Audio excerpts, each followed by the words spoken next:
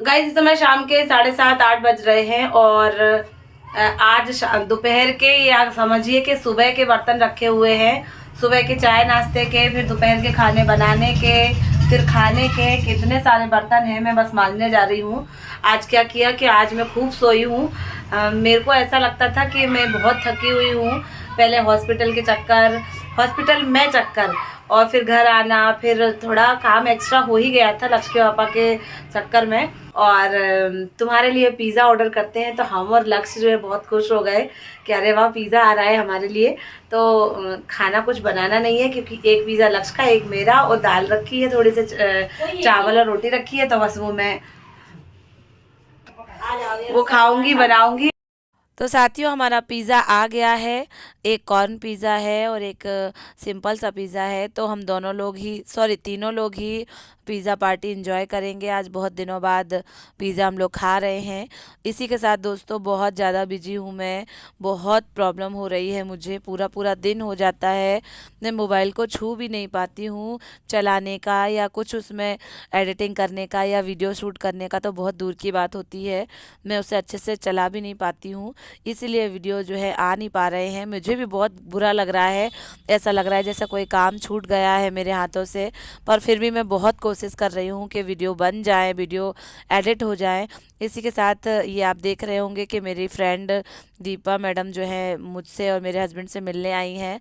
हालांकि उनका ऑपरेशन हुए तो बहुत सारे दिन हो गए हैं, वो एकदम स्वस्थ हो गए हैं, ऑफिस भी जाने लगे हैं। पर फिर भी जब जिसे टाइम मिले लोग अपना समझते हैं। किसी के दुख में अगर आते हैं तो बहुत खुशी होती है इन सब चीज़ों से। तो दीपा मैडम आई है हम सब लोगों से मिलने थोड़ी देर के लिए ही, तो मैंने फटाफट चाय बनाई है और ज़्यादा कुछ नहीं था तो चाय और बिस्किट, क्योंकि इस समय खाने का ही टाइम है तो फिर मैंने सिर्फ चाय और बिस्किट ही लगा दिया था। और ये जो उनकी बेटी है रूही, वो हमारे यहाँ आके बहुत खुश हो रही है क्योंकि मेरा बाबू है उसके साथ खेलना हो रहा है, उसके टॉयज़ के साथ खेलना हो रहा है। तो रूही मैडम जो है हमारे यहाँ आके बहुत ज़्यादा खुश हो रही हैं। दीपा मैडम और उनके पापा और रूही हमारे घर आए, हम लोग को बहुत अच्छा लगा। अब उनका जाना हो रहा है क्योंकि सब लोग जो है बहुत ज़्यादा बिजी हैं। घर जाके काम करना है, स्कूल से आना, फिर घर में कोचिंग पढ़ाना, फिर किसी के घर मिलने जाना करना, ये सारी चीज़ें रहती हैं तो थोड़ा थकावट भी हो जाती है। दोस्तों इस समय शाम के 7:30 बज रहे हैं और आज है हरियाली तीज। तो सभी को हरियाली तीज की बहुत बहुत ढेरों ढेरों शुभकामनाएं। आज के दिन हमारे यूपी में हमारे घर में क्या होता है कि कन्हैया जी का झूला डाला जाता है और खीर पूड़ी का भोग लगाया जाता है। तो मैं मिक्सअप जो रीति रिवाज है वो सारे मिक्सअप करके मनाती हूँ, कुछ ससुराल के कुछ मायके के। तो उसी में हरियाली तीज के लिए भगवान का जो झूला है वो डालेंगे और उनके लिए खीर पूड़ी का भोग लगाएंगे। तो आप देख रहे होंगे यहाँ पे खीर बन रही है, एक तरफ आलू चढ़ा दिए हैं तो उबाल के आलू की सब्जी बना लेंगे, पूड़ी सेक लेंगे। और आज क्या हुआ कि स्कूल से आके आज सैटरडे है तो मैंने सोचा अब क्या यूनिफॉर्म उतारना, तो मैंने यूनिफॉर्म ही पहन रखी है। अब सुबह वॉश करेंगे उसको, शाम को चेंज कर लेंगे।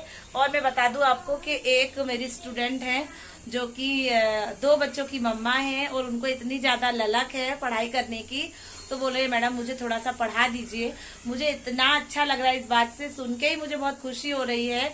नहीं तो कुछ लेडीज जो है अब जो है शादी हो गई, बच्चे हो गए, सेटलमेंट हो गया, अब क्या पढ़ना है, अब तो रोटी सब्जी ही बनानी है। लेकिन इस बात को सुन के मुझे बहुत ही खुशी हुई कि हाँ अभी भी लोग जागरूक है पढ़ने पढ़ाने के लिए। तो उन्होंने बहुत ज्यादा इंसिस्ट किया कि मैडम मुझे पढ़ा दो। मुझे पहले थोड़ा ऑकवर्ड लग रहा था क्या पढ़ाएंगे क्या करेंगे, पर वो बहुत अच्छा कर रही हैं। बहुत अच्छा लग रहा है मुझे ऐसा उन्हें पढ़ा के। तो बस मेरा खाना पीना बन रहा है और मैं जो है फिर भगवान को भोग लगाऊंगी और हरियाली तीज जो है वो मनाऊंगी।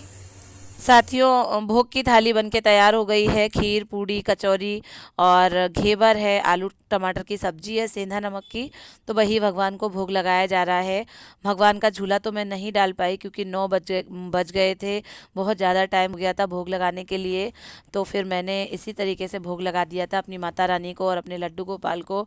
दोस्तों जैसा कि मैंने बताया है कि मैं बहुत ज़्यादा बिजी हूँ, तो 8 बजे तक तो अब कोचिंग ही चलती रहती है। वैसे मैं 7:10 तक फ्री हो जाती थी। उसके बाद फिर मैं अपना घर का काम करने लगती थी।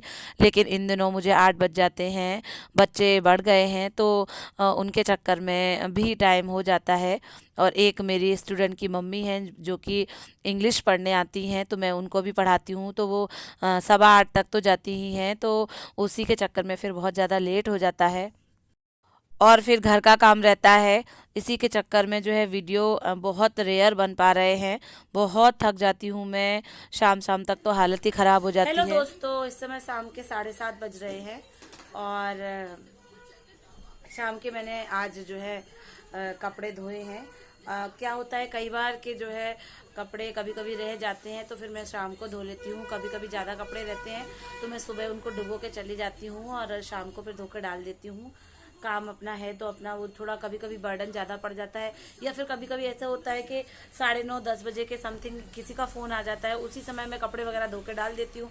और जैसे किसी का फ़ोन आ गया तो मैं फ़ोन पे बात करने लगी तो मेरा कोई काम एक रह जाता है। आज मेरी फ्रेंड का फ़ोन आ गया था, प्रतिज्ञा का, दिल्ली से, तो उसी से बातें करने में लगी रही मैं और मेरे कपड़े छूट गए। तो फिर मैंने अभी आके धोए हैं और फिर मैंने मेरे हस्बैंड को फ़ोन लगाया कि क्या खाएंगे खाने में। 7:30-8 बजे मैं फ़ोन लगाती हूँ तो बोलते हैं कि इन दिनों बहुत ज़्यादा भागदौड़ हो गई और बहुत ज़्यादा बर्डन पड़ रहा है तुम्हारे ऊपर, और अपन लोग आपस में बैठ के बातें भी नहीं कर पाए हैं।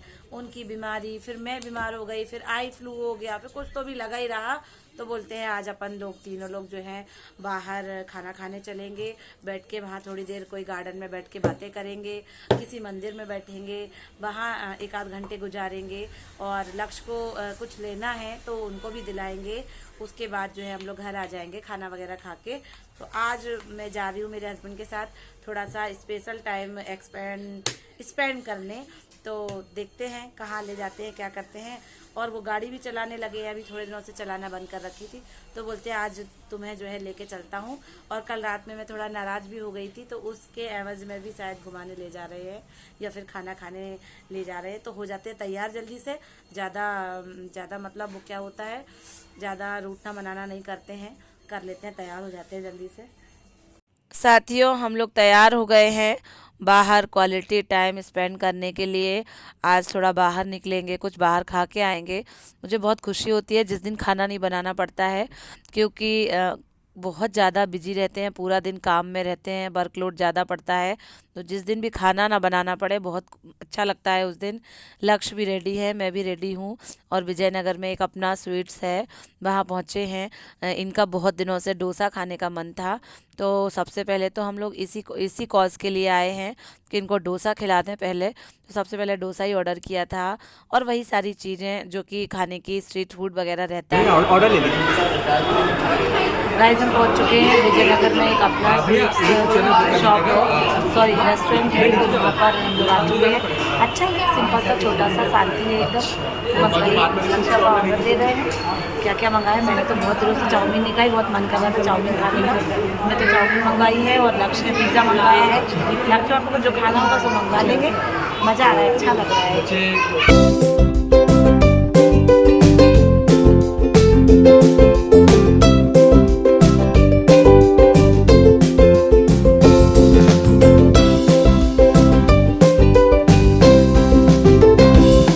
इसी के साथ हम लोगों ने कोल्ड कॉफ़ी का भी आनंद लिया था। लक्ष्य ने ब्लूबेरी मोजितो ऑर्डर किया था। तो हमारी इस तरीके से ट्रीट चल रही थी। उसके बाद हम लोग एक पार्क के बाहर बहुत देर तक बैठे रहे, बातें करते रहे। उसके बाद हमारा अब जाना हो रहा है। इसी के साथ हमारा ब्लॉग भी यहीं ख़त्म हो रहा है। प्लीज़ लाइक करें, शेयर करें, जो भी नए जुड़े हैं सब्सक्राइब करें। Thank you.